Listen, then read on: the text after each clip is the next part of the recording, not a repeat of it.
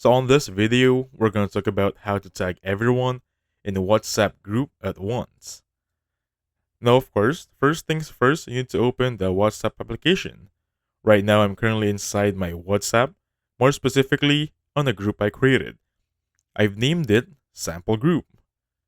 Right here, I have a sample account or somewhere number that's going to be inside this group with me.